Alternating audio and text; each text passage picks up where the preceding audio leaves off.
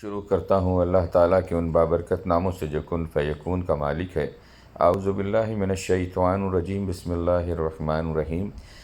معزز سامعین، میں سید ندیم حیدر اپنے YouTube channel Islamic knowledge SNH کے ساتھ آپ کی خدمت میں حاضر ہوں۔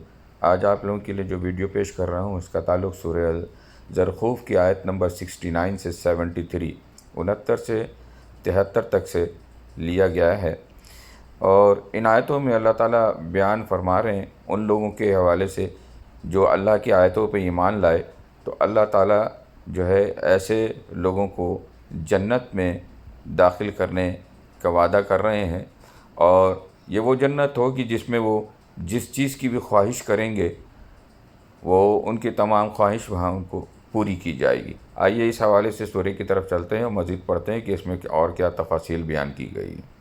اعوذ باللہ من الشیطان الرجیم، بسم اللہ الرحمن الرحیم۔ الذین آمنوا بآیاتنا وکانوا مسلمین۔ اے میرے وہ بندو جو ہماری آیتوں پہ ایمان لائے تھے اور فرما بردار رہے تھے۔ ادخلوا الجنۃ انتم وازواجکم تحبرون۔ تم بھی اور تمہاری بیویاں بھی خوشی سے چمکتے چہروں کے ساتھ جنت میں داخل ہو جاؤ۔ یطاف علیہم بصحاف من ذہب واکواب وفیہا ما تشتہیہ الانفس وتلذ الاعین وانتم فیہا خالدون۔